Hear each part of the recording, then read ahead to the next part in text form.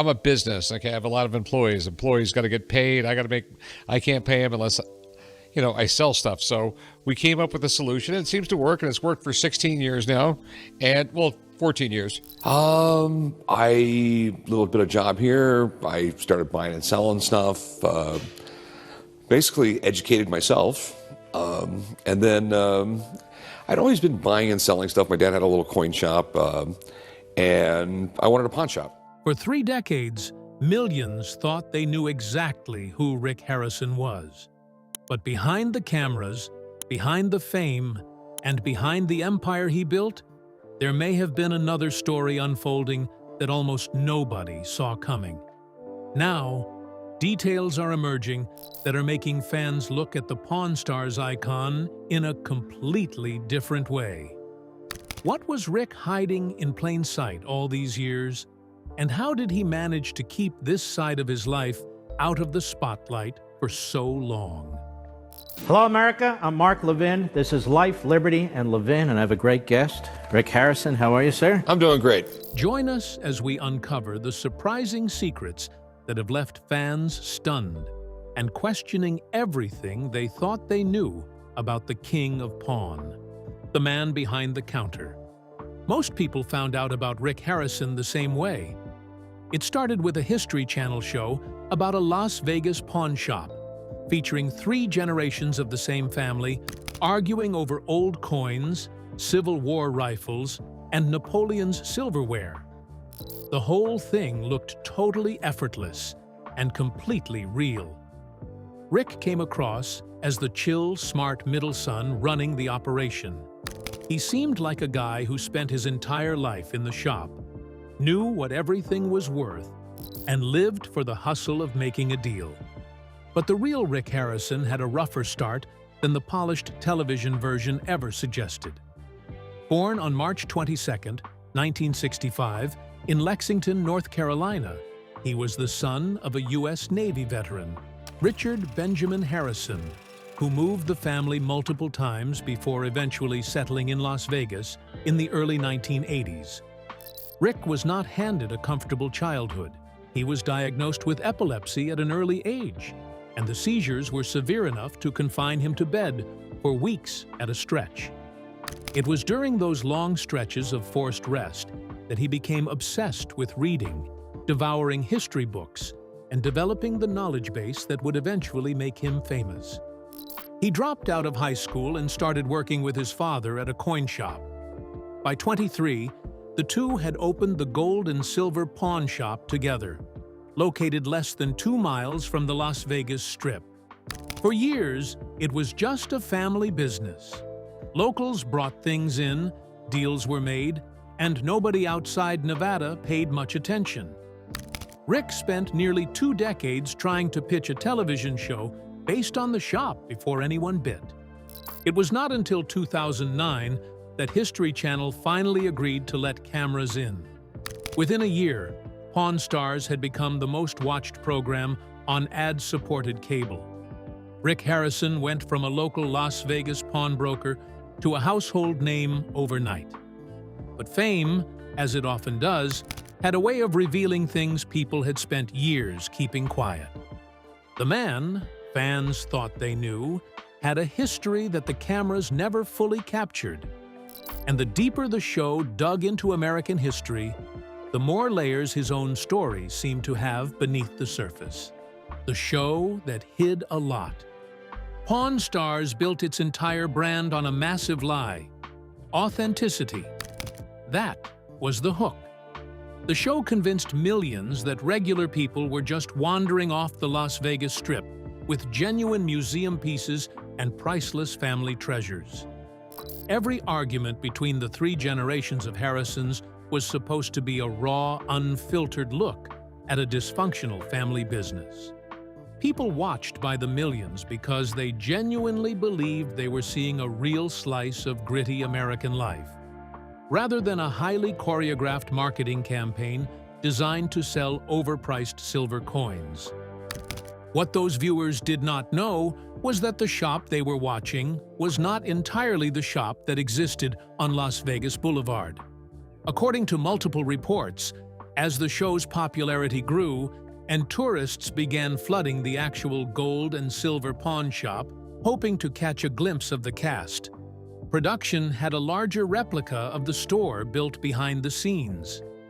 The camera-ready version of the shop they saw on television was a duplicate set, complete with the same layout and decor, but purpose-built to accommodate a full film crew. The background customers milling around in every episode were reportedly unpaid extras, not random members of the public. The items brought in for appraisal on camera had already been researched and prepped before filming began. Experts summoned from across the country to assess rare pieces had been contacted in advance and were not, as the show implied, simply called in on the spot. Industry observers noted that the production operated more like a scripted drama than a documentary. The cast worked off loose scripts tailored to their personalities.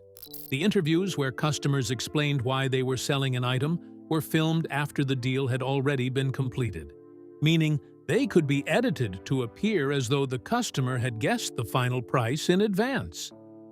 It was an elaborate construction designed to look effortless, and for years, it worked perfectly.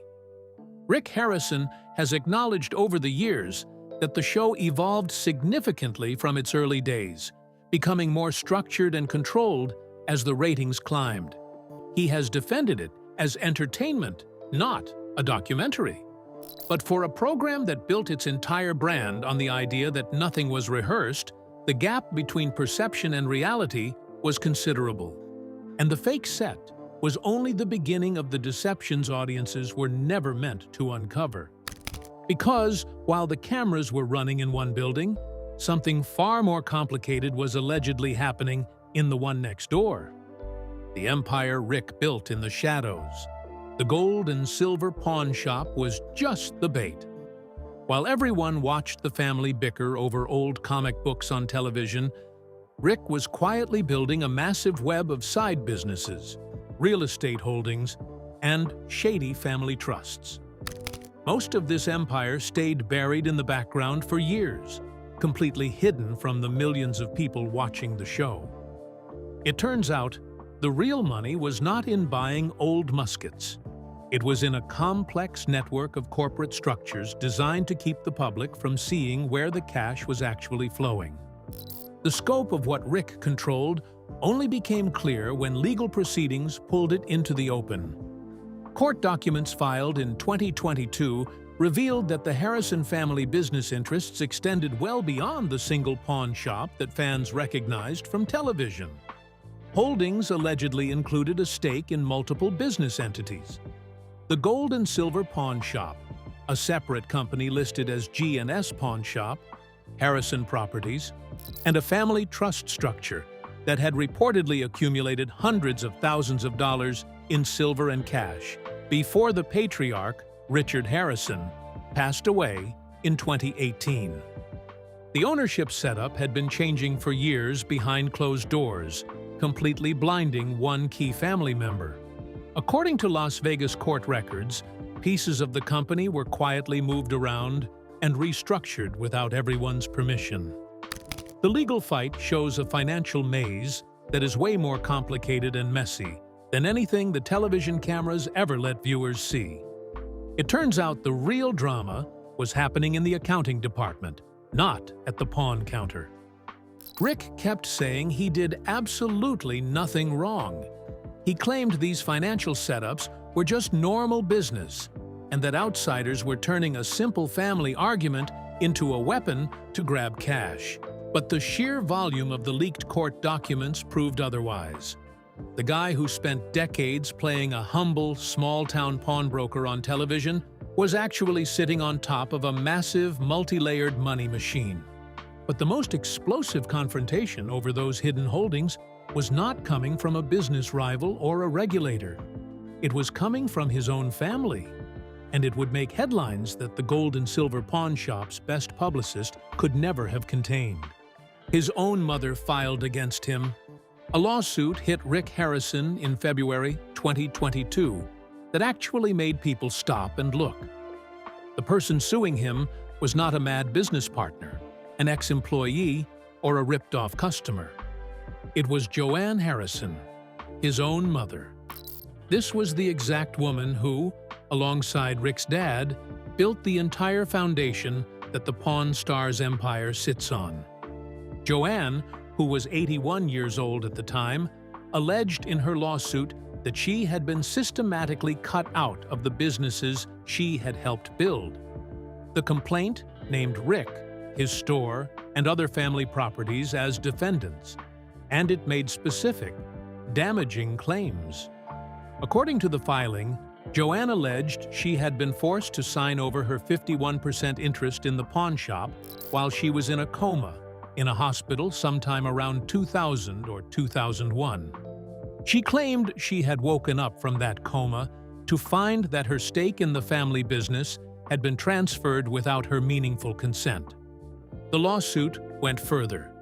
Joanne alleged that monthly payments she had been receiving from Rick's share of the business, reportedly up to $25,000 per month at their peak, had stopped in 2020 without explanation. She claimed Rick had blocked her from accessing the family trust, which allegedly contained around $500,000 in silver and at least $100,000 in cash at the time of his father's death. She also sought a restraining order to prevent Rick from selling off any family assets while the case was pending. Rick did not waste any time clapping back. He completely denied everything and claimed his elderly mother was just a puppet being manipulated by greedy people looking for a quick payday.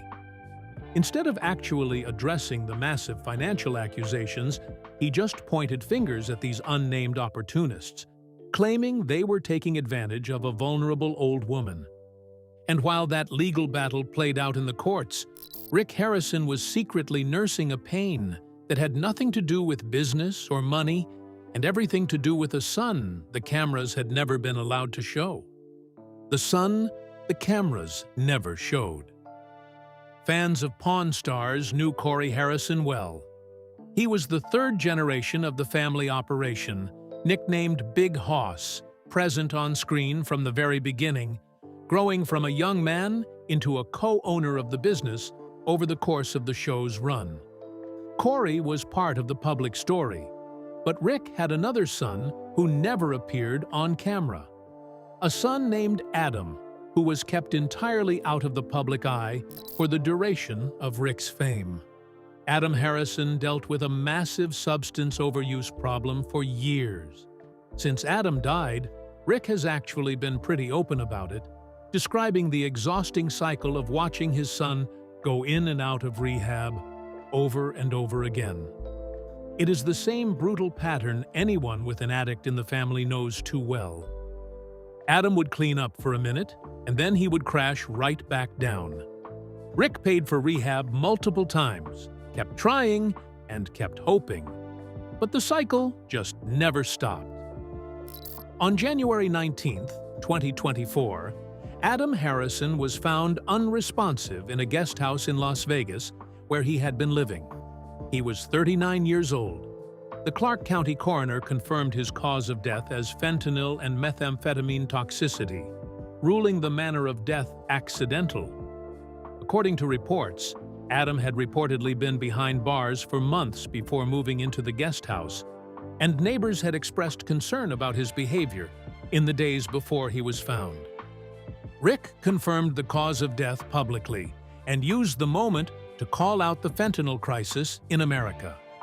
The grief was completely raw, showing a side of him that the television cameras never caught.